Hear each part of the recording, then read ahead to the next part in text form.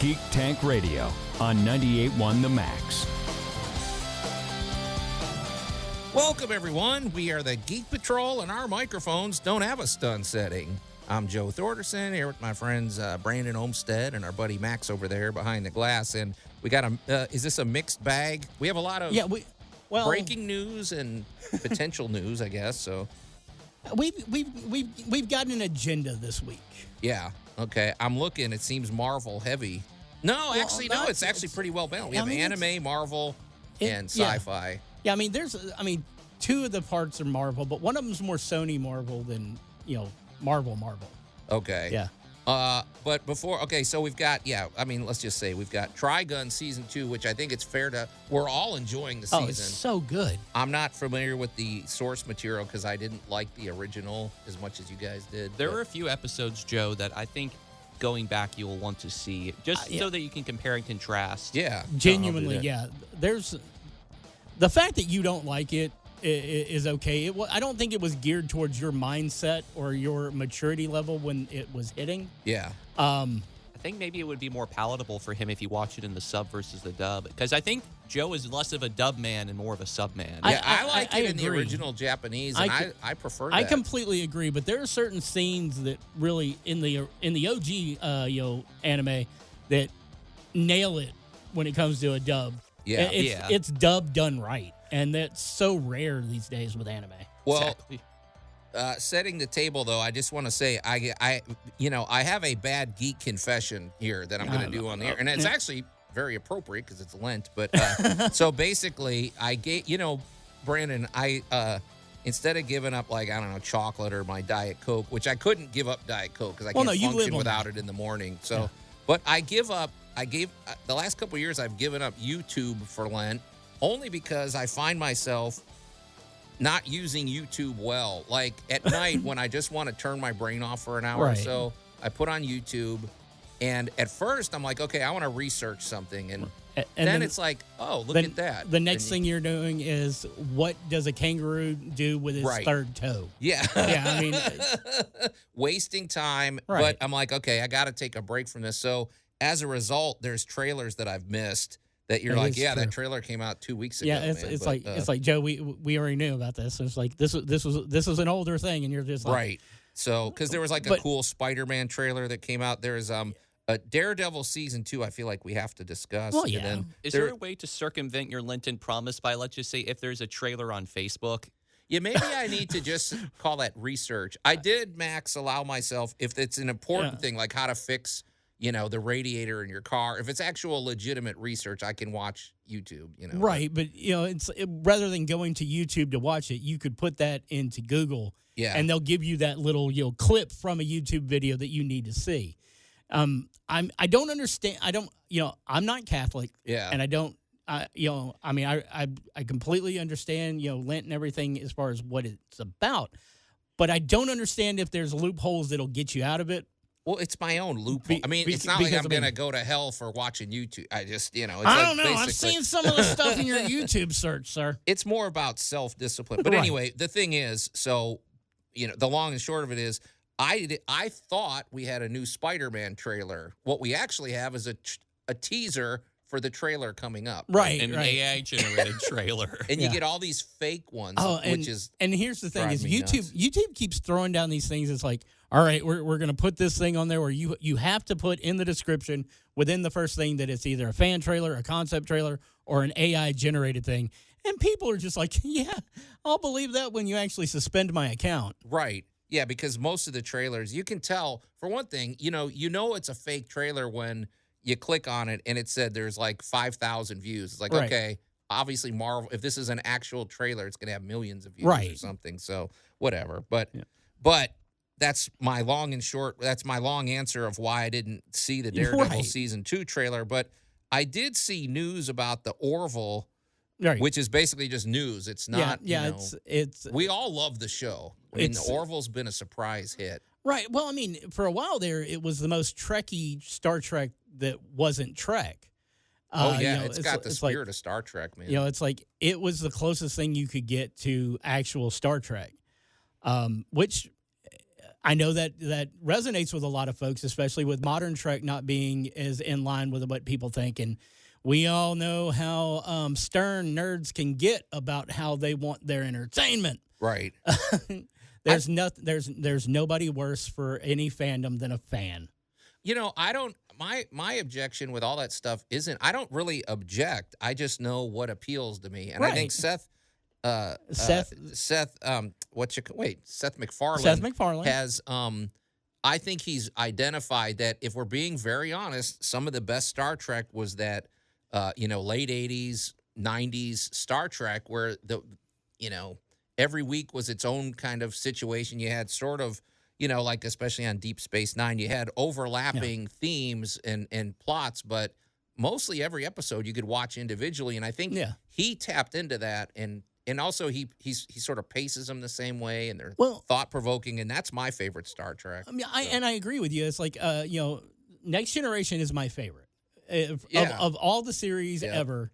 It's hard to beat. Unlike a lot of other people, I was down with DS9 just because of the fact that there wasn't the same situation. It's like it's a station.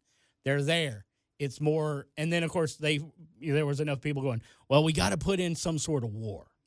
We got to have more space exploration, but not through. They wanted. So you didn't like the Dominion War? I wasn't a big fan of the Dominion War. It took over the show. I enjoyed it fine, but I felt that the stuff you got in the early seasons was much better. I'm an Enterprise fan, where most people will stone me for admitting that. I liked it. Me too. Yeah, I like that show. And I hate the theme music at the beginning. Well, yeah, and it's the worst. And intro. it's like, and I hate it because when here in like less than a month, we've got our next Star Trek Day, and there's so much new Trek that I don't understand because of the way the timelines are going. Mm-hmm. But I started watching Starfleet Academy because I wanted something different. Yeah. It's definitely different, but I think I've enjoyed it almost as much as I enjoyed, like Enterprise and Next Generation. But it's definitely a different feel for Trek. Like, I don't like the first 2 seasons of Picard. Yeah. I really don't. But it's nice because with the Orville, you're getting new stuff. So right. We're going to have a few parting thoughts, and then we've got to talk about, we're going to get to talk about Trigun Season 2. You're listening to Geek Tank Radio on 98.1 The Max. Anyone who tells you it's impossible for a Tribble to wield nunchucks has obviously never seen the front end of Brandon Olmstead's car. The Geek Patrol is back.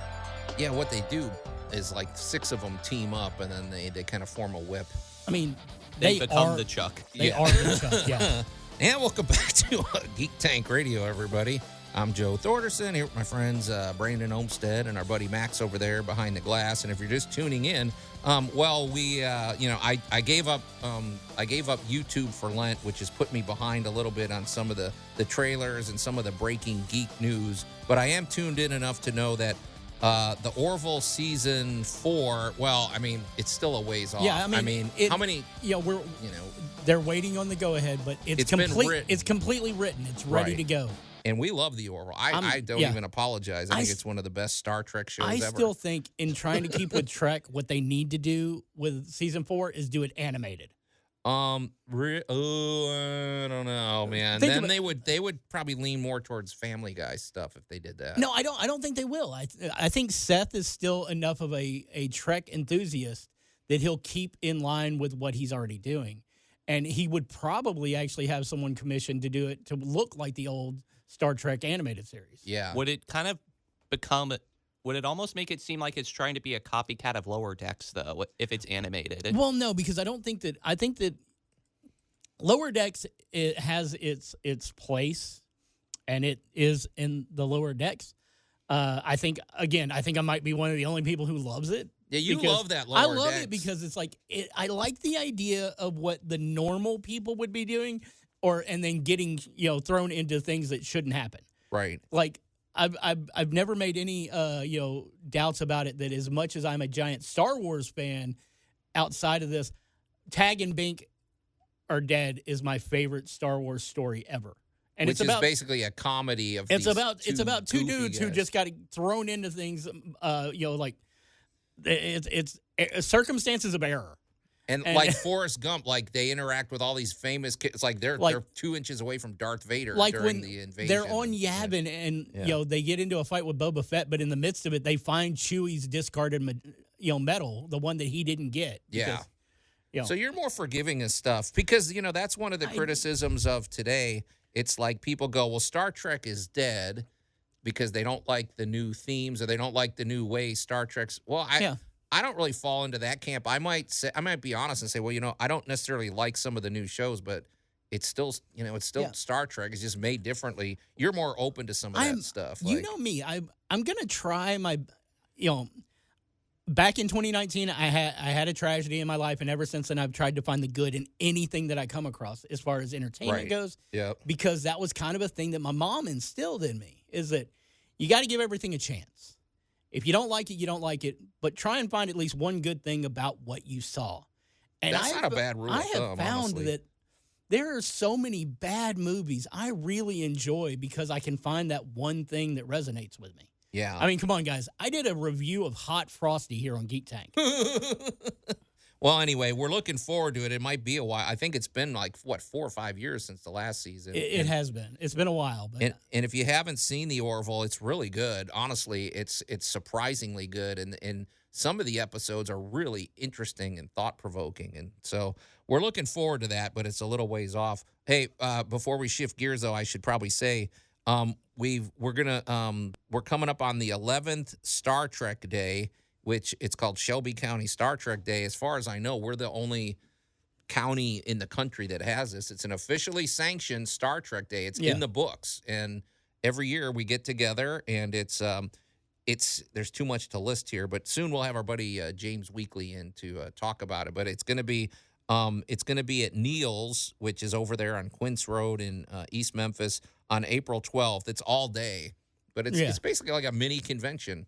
Oh, and it's a lot of fun. I mean, me and you usually work the free. door. Yeah. That's always a good thing. When you have something where you can get together with your fellow geeks and just, fanboy out about something, it's great. But when you find out that it's, economically friendly as well, it's like, okay. Yeah, and it's always interesting conversations, and they do these celebrity Skype chats. Last year they Skyped with Jonathan Frakes, which is no small and Armin Shimmerman and some other people you would recognize. So just go to the Facebook page, look up Shelby County Star Trek Day, and there'll be announcements and updates. But we'll be having our buddy James in here pretty soon here to promote it. So, all right, well, you guys, let's talk about Trigun. You probably got to clarify. This is an anime, right, Max? It's on a few platforms, right? Crunchyroll and also on Hulu. Right. Okay. But it's also sci-fi. It's one of those. It's cool. It's. I wonder if it's everybody's taste though. I find it unique. I think it is very unique because we were saying that Trigun in its original form was probably too goofy for your taste. Maybe it would be more palatable because it's subbed versus dubbed and everything. But what I like is that this is another example of an author revisiting their work in a way, because it's not like people doing it in honor of Yasuhiro Naito. He's actually in collaboration with it. And so as he's aged, the work is aged too. And so he makes certain artistic choices and plot story choices that are different, but he also teases the fans of the original enough to where, I can't give any spoilers, but it's like, if Brandon, we know, and if someone that knows too is watching this, like, wait a second, is this about to happen? And it's like, no, wait, it's subverting expectations in a good way. Yeah, there is a very heart-wrenching scene in the original. Yeah. That they basically teased a couple episodes back, and you're just like, oh my God, is this the moment? And then it's not. But you kind of have that moment where, your heart kind of stops in mid-scene. Yasuhiro Naito likes to tease the fans of the original. Yeah. Because the episode was called Goodbye, My Old Friend and everything. Or you have an episode that's called, like, Martyr coming up, and it's like, uh-oh. Yeah, it's like, this is that moment. This is that moment where it's the turning point, basically. or the tipping point better. I'm trying to be very delicate with Joe because I'm still trying to get him to watch a few episodes of the original that I think would punch I'll with do him. that. Yeah, because I mean, you kind of have to have a basis, and also it's not the worst thing to watch a little of it and then compare it to the new one, because the new one is pretty epic. So, all right, so we're going to continue to talk about Trigun Season 2 when we come back here on Geek Tank Radio. You're listening to Geek Tank Radio on 98.1 The Max. The Geek Patrol is back. Oh, they're hopeless. A disgrace to the forces of evil. And welcome back to Geek Tank Radio, everybody. I'm Joe Thorderson here with my friends Brandon Olmstead and our buddy Max over there behind the glass. And if you're just tuning in, we were talking a little bit about the Orville Season 4, which is coming up, but don't hold your breath. Yeah, it's coming up. It's somewhere in the future. It's written, but they haven't even started shooting yet. So, and we also want to remind you that on April 12th, head on over to Neil's over in East Memphis on Quince Road for the 11th annual Star Trek Day, which is really fun. If you want to learn more about it, just go to Facebook and go to Star Trek or Shelby County Star Trek Day. Yep. But we were talking about Trigun Season 2, which, folks, I know there's people out there. I don't know what it is about anime, Brandon. Some people are just very resistant to it. I don't know if it's off-putting because it's so in your face, but man, folks, there are some great anime being made. You know how I am when it comes to anime. It's like it has to hook me really quick, and right. Some of it I don't like, but there's a lot. I can honestly say, decades ago, I was at the Comic Cellar when it was still, smack dab in the middle of the parking lot there across from the Raleigh Springs Mall. Right. And my friend Tico Brown put in the Volume 1 VHS tape into the VCR up there, and it caught me, and I was basically chomping at the bit for every additional, video as they came in. Yeah. And, I own the entire set on Blu-ray. You're talking about Trigun? Of the original. Okay. So when it was announced that Stampede was coming, I was just like, okay, because they had done a movie called Badlands Rumble. I was about to say if you had seen that. Yeah.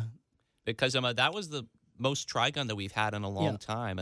And it was that thing that got the itch going. So it's like as soon as I heard about Stampede, I was like, okay, I have to watch this. And then it's like, well, this is going to go back to the early days and tell you how it all started. And I was like going, oh no. And then I heard some of the concepts and everything. I was like, this isn't, and all it took was about 10 minutes into the first episode, and I'm like, yep, I'm a little kid, and this is my Saturday morning cartoon. Well, the thing is, though, man, this is a good-looking show. I mean, and in fact, I think this season they even had more money for animation. I don't always get hung up on the animation, but sometimes it's so good that it's like, okay, that in and of itself is something cool. So it's and Max, I'm going to throw this one to you. You know what it's like when you sit down and you watch a really good anime, but it's got the muted animation. Yeah, and you're like, all right, you could this do a is lot great. more. But then you've got also anime that you love that are like dynamic art and animation and everything else. The story's a little lacking. This is one that's got it all. It marries both and everything because there are some frames that are almost like a painting, and they're literally at the end credits they have stills that are just paintings. Paintings or in this season those charcoal drawings. Yeah, that's so cool.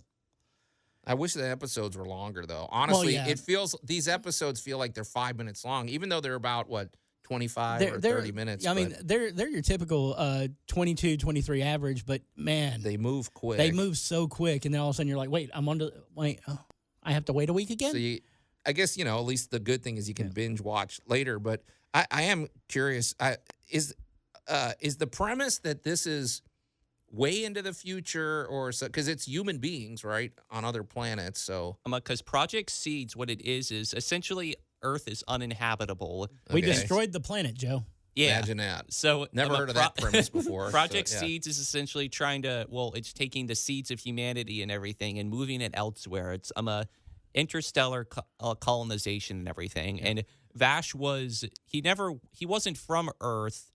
And so him and his brother Knives are like the oldest beings on the planet because, they're semi-immortal.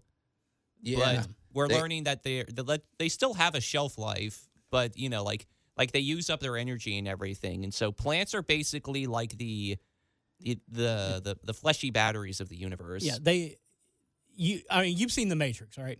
Yeah. You remember when the robot, you see the real world as opposed to the simulation. Humans are jacked into these things where, they're being used as batteries. Right. Well, that's what the plants are. They're like giant energy generators. Yeah. I mean, we basically in our arrogance, we've enslaved this species in order to terraform and create an energy source while we try and colonize other places. Because again, we've destroyed our stuff, so we're pretty much just staying in line with that. But this show takes you down a weird road because they're giving plants like, okay, well, if you start thinking, well, I can't eat this piece of broccoli because I'm killing this. You know what I mean? It's like at some point we kind of need plants. What else are we going to do? See, the great thing about that is like, we refer to that in that universe. We refer to plants you can eat as flora. They'll never say I got a tomato plant. I don't know. That knives is pretty hardcore. They've got a fruit bearing flora, and Knives is hardcore, and he's so subdued in the original that when you finally get to see him, just like go ape. Yeah, that's the best way to say it. You're just like taken aback. You're like, whoa. Because the thing is in the original, Knives isn't even the central antagonist. He's the main driver of like the plot as far as an antagonist go, but Legato is sort of the one in the original series that sort of is the driver of a lot of the complexities, because Legato is essentially kind of the devil on Vash's shoulder, like saying, you love humanity so much, let me show you how rotten they are and how unworthy they are of you saving them. Right. Yeah. He's trying to lead him down the road where he will, succumb to his brother and join them in their crusade, but it never really works out. But there's so much death and destruction that Legato causes along the way. Yeah. And we see Knives doing a lot of that, and Legato is just, he's more unhinged now. But it works so well. Because if you think about it from a modern perspective, you have to be a bit unhinged to be the disciple and follower of a man who's literally trying to destroy your own kind. Yeah. And Knives is a little hypocritical anyway, because he'll destroy plants when he needs to. When he needs the energy. Right. But it's an interesting show, folks. I would definitely check it out. But don't just jump in and start watching season 2. You'll have no idea what's going on. You want to watch Stampede first, right? And then you want to watch Stargaze. Yeah, but Hulu and Crunchyroll, you can check it out. All right, when we come back, let's get caught up on Marvel. You're listening to Geek Tank Radio on 98.1 The Max. The Geek Patrol is back. Can't be too careful with all those weirdos around. And welcome back to Geek Tank Radio, everybody. I'm Joe Thorderson here with my friends Brandon Olmstead and our buddy Max over there behind the glass. And if you're just tuning in, we've been talking about the Orville Trigun Season 2 and the fact that I gave up YouTube for Lent because I was just wasting my time on there. And I'm saying that, Brandon, in defense of the fact that I didn't see the Daredevil trailer that came out 2 weeks ago. It's funny, if I missed something from 2 weeks ago, you act like it's ancient history. Oh, no, it's ancient history because everybody. Terms, I guess it is. I mean, it's that same scenario as like, when you buy a brand new car on the lot, and as soon as you drive it off the lot, it immediately decreases value by 25%. Right. It's Nobody cares what we think 2 weeks later. Right. But because of the fact that you gave up, YouTube for Lent, and I can respect giving up YouTube for any reason, because I can't. There's a lot of garbage. I can't on do there. it. Yeah. It's like I watch some really bad stuff, but I also am introduced to a lot of really good music thanks to it. Yeah. But there's good stuff if you could just filter out the bad stuff. And I know I gave you grief during show prep saying, no, we're not going to talk about that. We're not going to talk about that. But let's just lay it all out there. Okay. All right. Daredevil Season 2. What'd you think of the trailer? I hadn't seen it yet. You I've seen parts of the trailer, and I've read about it. Like, I'm looking at it, and I'm looking at all the things that they're pitching, and I'm like, okay, this seems to me an attempt to reset the Defenders, which was a kind of a flop, right? Well, I mean, it's like we definitely have Jessica Netflix. Jones back. Yeah. And it's like Mike Coulter has said that it's like, hey, if you're going to bring her back, you might as well bring me back. That doesn't mean he's going to be in this season. And, if they wanted to bring the Defenders back and do it well, Yeah. I think it's possible because we loved Luke Cage.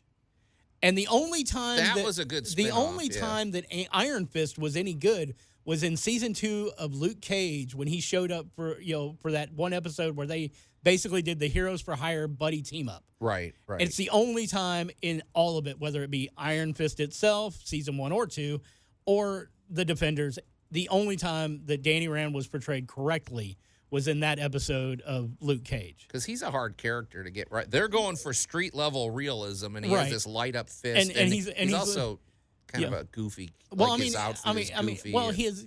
Even not taking the outfit into account, Danny Rand is kind of goofy anyway. I mean, I read Heroes for Hire. It was like a buddy cop comedy, and Luke Cage was the straight man, and Danny was the comic relief. Right. I'm going to get blasted by a lot of people saying, I didn't understand. I don't care. Yeah. I enjoyed it. It was fun. Your argument will be just as fun. But there's a big difference, too, having Daredevil over on Disney now, because I will say this, it's been a long time. Daredevil, the first season over on Netflix, is one of the first shows we reviewed on Geek Tank back in 2015. And we all just were saying, what a great show. It was edgy. It was gritty. It was very, raw. And then the second season, they kind of went off the rails with all this hand stuff. The hand ninjas, and I'm sorry, it was the worst portrayal of Elektra that I've ever seen. Yeah. There are animated versions that are better. But I thought they redeemed themselves in season 3, which was interesting because you would think at that point, okay, the show's, they blew it or whatever. Well, they gave us a MCU take on Bullseye. Yeah. It's like there wasn't a whole lot to complain about outside of, well, I'd like to have Matt back in the costume a little more, but yeah, he's like basically in a hospital bed or in the orphanage, right. But the thing is, they've shown an ability to pivot and to rebuild and to reset things. So, because I mostly liked Daredevil Born Again, but there were parts that I was like, well, okay, this is service with the guy with the head and everything. There was just way too much Disney input on this. But there's also I'm kind of glad you didn't see the trailer, because there's a moment in that trailer that might give something away or might not, and I don't think that you need that given away. Okay. Yeah. All right. Well, that's another thing. I don't like to get immersed in trailers. Right. I like to go into things more or less as a surprise. Yeah. Kind of like I did with going to Urinetown, that play a few weeks ago. I mean, it was fun when you don't know what's going to happen. So, Joe, Splash. you were the kid who didn't like to peek at their Christmas presents. Right. Yeah, you want to be surprised. So, Yeah. But meanwhile, I bet every child in his household shook theirs. Exactly. Like So- with the Lego set and everything, I knew that. But no, it looks. I mean, it's. I don't know. That's a lot of characters to introduce. It really is For the second season, and I don't know. The premise of it I find a little goofy because at this point too, at the end of Daredevil season 1, I mean, okay, they went pretty quickly into martial law and everything in New York, and I'm like, okay, I know we have things going on in the world, but that still seems a little far-fetched to me, man. Well, I mean, it fits with what, Fisk would do. Yeah. And I'm pretty sure that there's going to be a slight time jump, before season 2, because he's got to go get it. He's got to put together a team. Right. And I'm sure you're going to see like 3 months later, at the beginning, it's kind of giving you this whole, all right, all this has happened, but now we're here. Yeah. So you're going to see, the martial law has taken effect, and you're going to see people who are out on the streets and happy and cheery and blah, blah, blah. And meanwhile, they don't realize just how badly they're getting, kind of screwed over. I have modest expectations. Brandon, recently, as part of my giving up YouTube for Lent, I've gone back and I've watched some movies I haven't seen in a few years. Yep. And I watched Captain America Civil War, which, Such a good movie. I still love that movie. But if I'm being honest, that fight at the airport, there's a few things where it's like, okay, this was about the trailer and about fan service and toys and everything else. And then right after that, I rewatched Black Panther, which is my favorite movie. And I'm like, this is a focused movie. We have, one hero. Sort of, but I'm like, and it still holds up. I mean, it's like I was watching this. I'm like, why don't we get more movies like this today? It's a masterpiece, in my opinion. Because they're right at this point, especially with Marvel, it's kind of like they're chasing that feel they got from Endgame, and they're not going to catch it. I don't think you catch it by doing that. Just go back to what worked. I mean, a lot of the stuff that worked at the beginning of the Marvel Cinematic Universe is what built the Marvel Cinematic Universe, like Captain America: Civil War. I mean, not the Winter Soldier, or things like that. So, but anyway, we'll still continue to watch and give them our money. But it's time to go, you guys. The show's over. So until next week, we are the Geek Patrol, and I am Joe Thorderson. I'm Maximilian. And I'm Brandon Olmsted, reminding you to check me out at Mid-South Con next weekend.